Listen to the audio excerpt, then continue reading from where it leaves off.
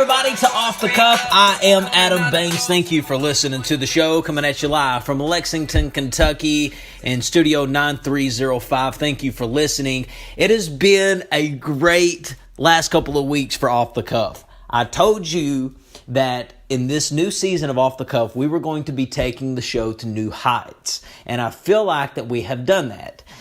Off the Cuff made its first television episode debut. We had the first TV-produced episode of the podcast. It was amazing.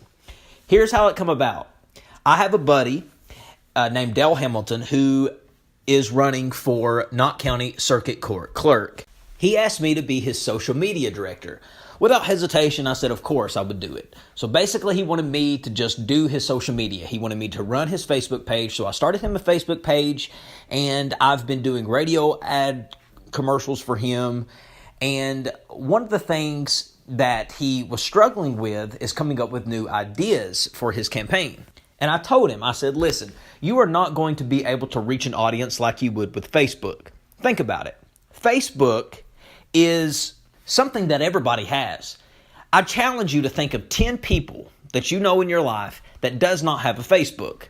Yeah, you might be able to spew out 3 or 4 names, but can you name out 10 names from the ages 18 to 60? 10 people who do not have a Facebook account. It's going to be hard to come up with 10 names if you even can. Everybody has a Facebook account. People get on Facebook more than they sit down in front of the television and watch TV. I would go as far as saying that people spend more time on Facebook than they do sitting in front of the television watching it. So I think that Facebook advertising is more effective than television advertising.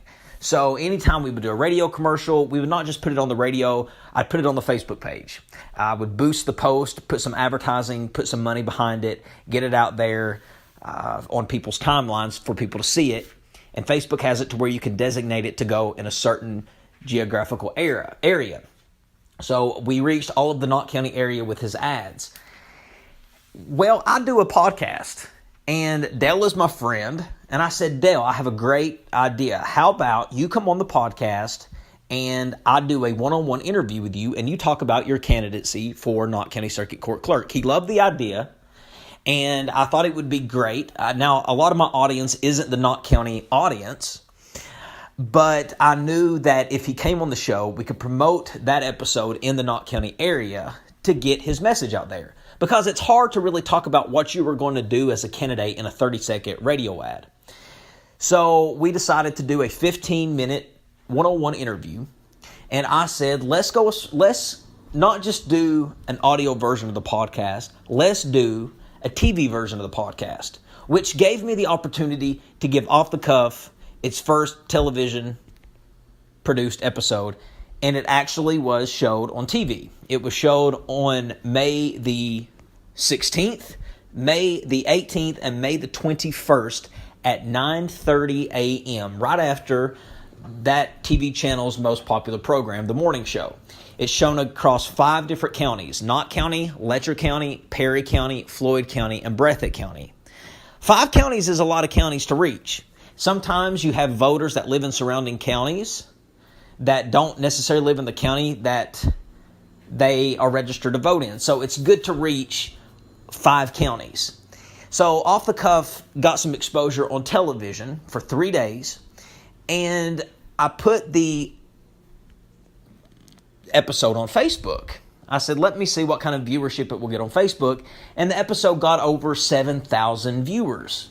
Now, up to this point, it's around 7.3, 7.4, which I think is great, and it's only going to rise. But it's definitely our most listened to episode, and now we can say it is our most watched episode. So Off the Cuff made the crossover from radio to television. Now, I wish it was a full-time thing. I wish Off the Cuff had its own time slot on television, and you could see Off the Cuff every episode from here on out on television. That is not happening at the moment. As much as I wish it could, as much as I want it to, we just haven't struck up a deal with any type of television company to have Off the Cuff on TV. But Off the Cuff did do an episode on television. You could check out that episode 209. It's called TV Interview with Dale Hamilton. And you can find it on the Off the Cuff Facebook page by just simply going to facebook.com/offthecuff with Adam Banks. Check it out. I think you'll get a kick out of it if you are a fan of the show.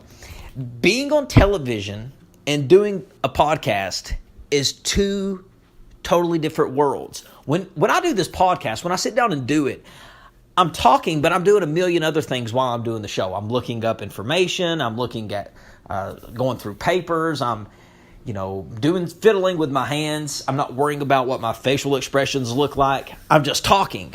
But when you're on television, everything is seen. Your hands, your feet, your eyes, your mouth, your facial expressions, everything.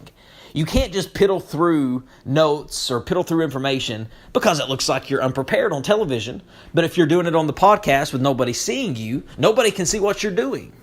So it was a transition. It was a learning curve for me. That was my first time ever being on television. It was an experience. Off the Cuff had its own little set. I got to the TV station. It's TV 24, located in Hyman, Kentucky, in Knott County. And walked into the studio. There was a desk, a green screen, and they said we would put a background in the back for you to build you a little set.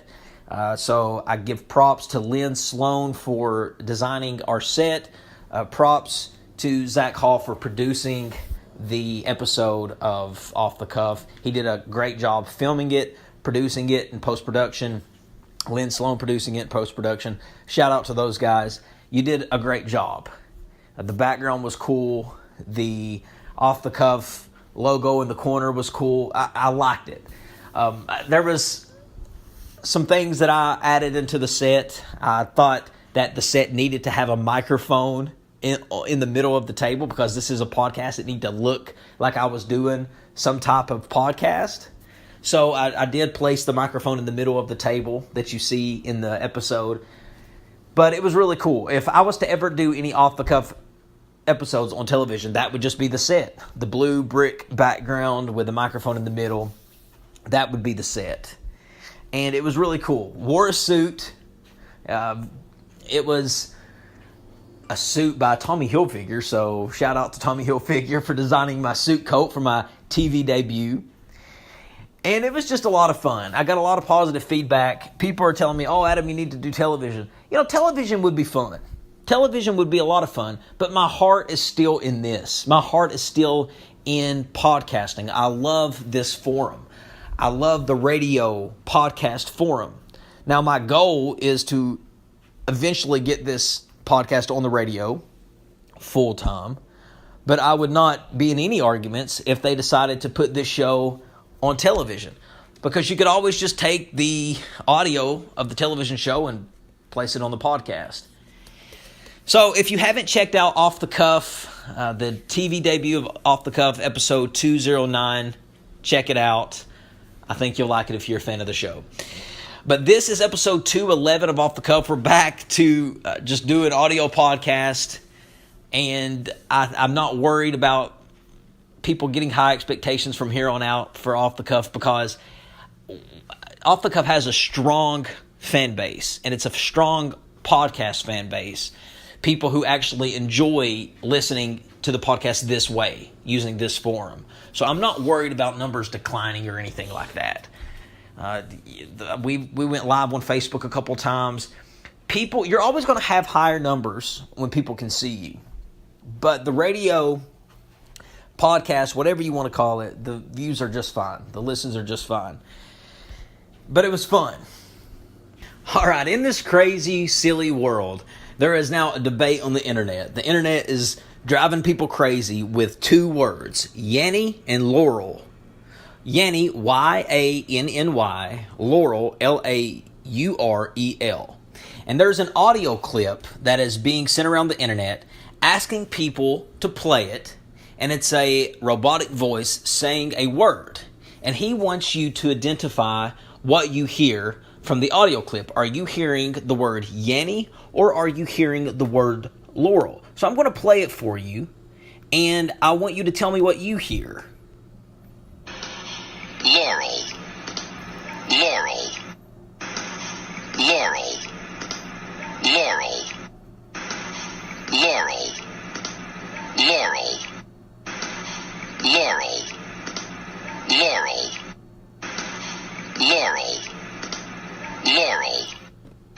So what word are you hearing? Are you hearing the word Laurel or are you hearing the word Yanny?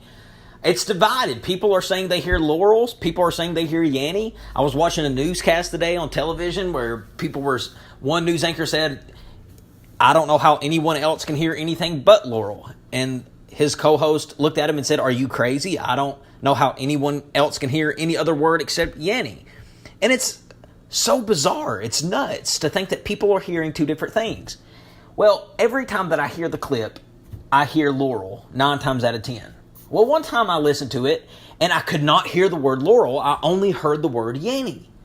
And then I clicked off the video, clicked back on it, and there popped back up the word Laurel again. I've been looking at the scientific reasoning behind why we're hearing two different words, why people are hearing two different things, and they're basically saying that the frequency of the audio, it's either up or down. People sometimes that can hear high frequencies can hear the word Laurel, and people who can hear real low frequencies can hear the word Yanny. I've heard both, so I don't know what that is saying about me. Every time I listen to it now, I only hear Laurel. And people are probably listening to that clip that I just played just now and heard the word Yanny and like, Adam, you're crazy. It's clearly saying the word Yanny. Well, I don't know. I don't know. I think it might be just whatever you want to focus on. Whatever word you're trying to make your mind thinks it's saying, I think that might be what you're hearing. It's bizarre, though, because I've heard both. I've tried to go in it very biased, not to have any word in my mind, and I hear Laurel every time, except a couple. I've heard Yanny. If I play it again, I'll hear Laurel. One more time. Laurel. Laurel. That's clearly Laurel. Laurel. Laurel. I don't know. You're probably laughing, saying, no, it's Yanny. But that is something, it's kind of like that blue dress. Remember the blue and white dress when they sent it around the internet? What color is this dress? Half the world was saying blue, half the world was saying white. And then you had a couple people in there, oh, it's gold. Well, what color really was the dress? I don't think they really ever announced what the color of the dress was. But that's another thing that's going around, Yanny and Laurel. So, I don't know. You be the judge. Write us on Off the Cuff on the Facebook page. Post on the page. Tell us what you think. If you think it's a Laurel or a Yanny. Facebook.com/Off the Cuff with Adam Banks. Let us know what you think. I'm pretty giddy because everyone knows that I'm a college professor. And college professors work 9 months out of 12. And they get off in the summer. Well, I am now officially on summer break. Had our graduation May the 12th. Got to see a couple of my students that I taught graduate. It made me feel good to see those guys walk across the stage, those two young men that I taught. I don't know if there was any more of you that graduated. There was a ton. But I only seen those two guys. So if there was a girl out there that voted, or three or four guys, or that voted, I'm sorry, a girl out there that graduated, or 2 or 3 more guys that graduated, I only seen 2 of you guys. But congrats, shout out to all those students of mine that graduated. My summer is officially here. Thank God. I've not experienced this in a long time, having a summer vacation. I usually work through the summer. But now I'm actually just taking it easy, going day by day, summer break, work free, still getting paid the same as I would during the school year. It's great. Learned a lot my first year teaching as a full-time teacher. I learned a whole lot. I think it's a very noble, rewarding career to be a college instructor. Southern West Virginia Community and Technical College is definitely a place that I could see myself at for a very long time. I love that institution. I love the people there, and I love my job there. I love the students, my classes. It's a great job. And yeah, summer break is great. But I'm not going to be disappointed when August rolls around and it's time to go back to work. And that's when you know you got a good job. That's when you know you have found something that you love. I'm telling you guys, you should only do something that you love because you'll feel like you never are working. You want to spend your time at a place where you want to spend your time.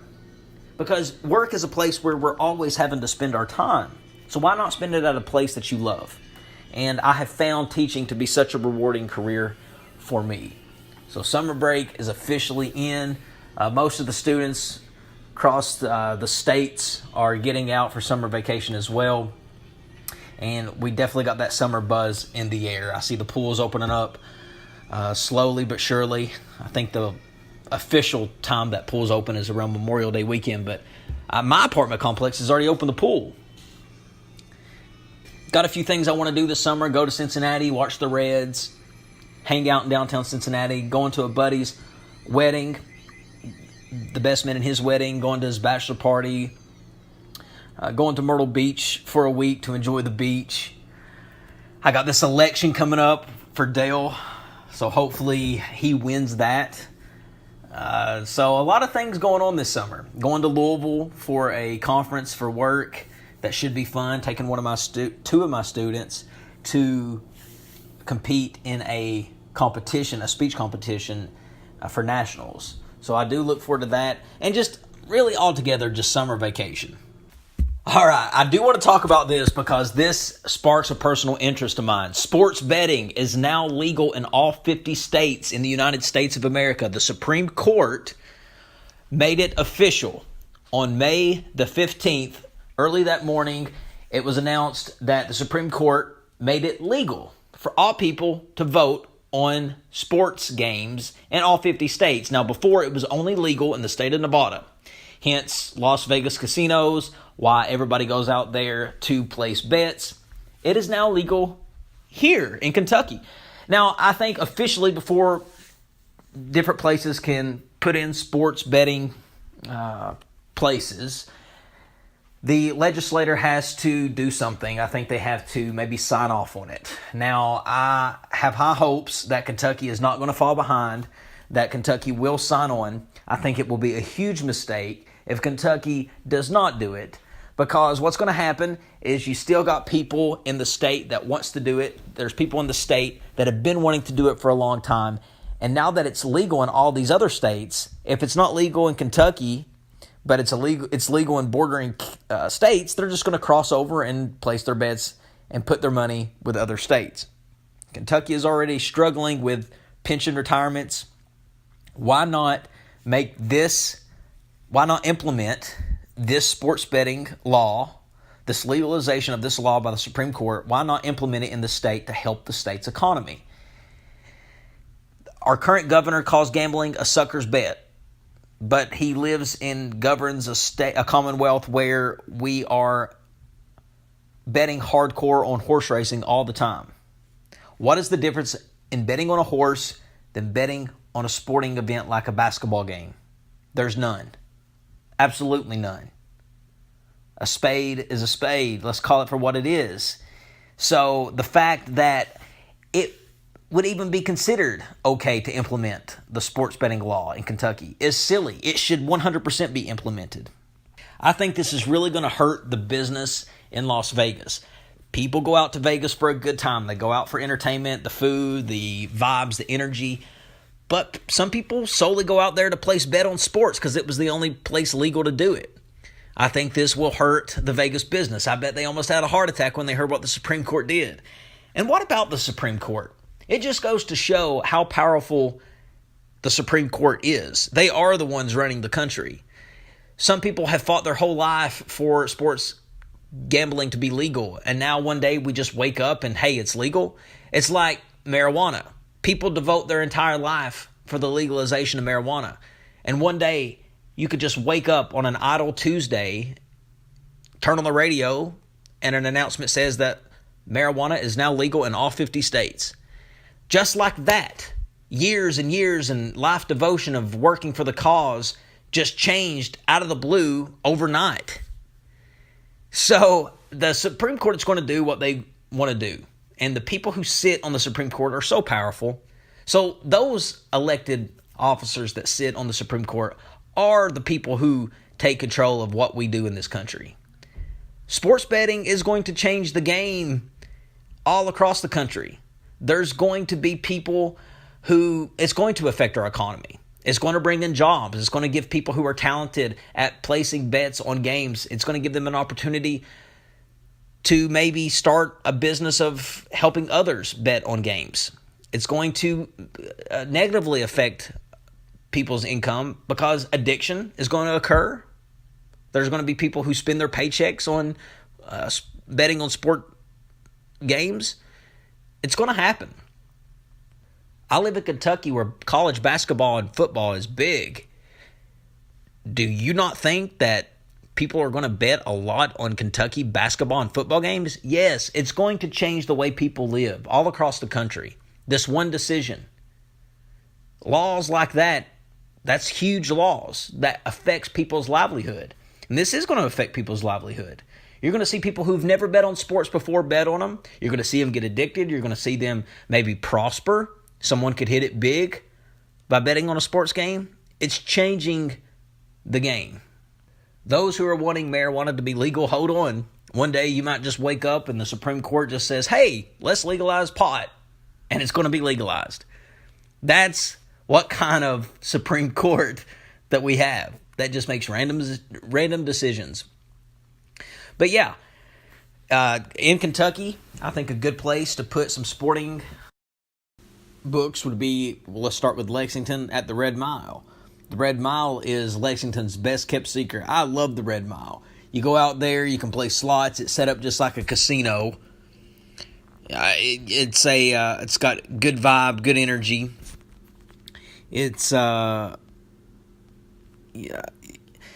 live music, people over the intercom giving out prizes, drink stations, every machine that you can think of. Any slot machine that you can think of. They pay out too. You get a player's card and it gives you rewards like free plays, $1 full course steak dinners, and those steak dinners are delicious. It's not like it's a cheap steak dinner. And they got every horse track on TV at the bar, and upstairs you can go up and place your bets too. It's got its own separate bar, bathroom, etc. Once sporting betting is official in Kentucky, they will have that there too. So that would be a great place to start.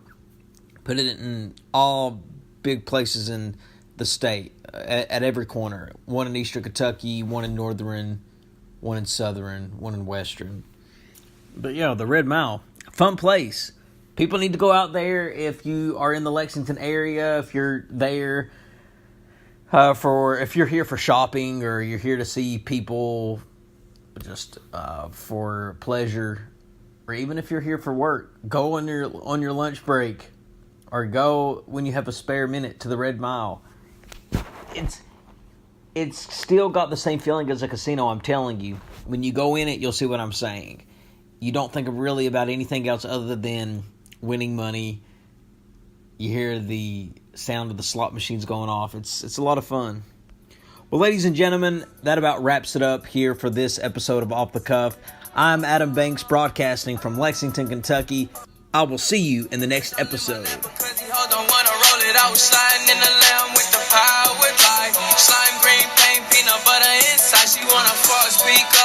Coming out of clothes, I'm in Wonderland when she coming down the pole, and I don't care.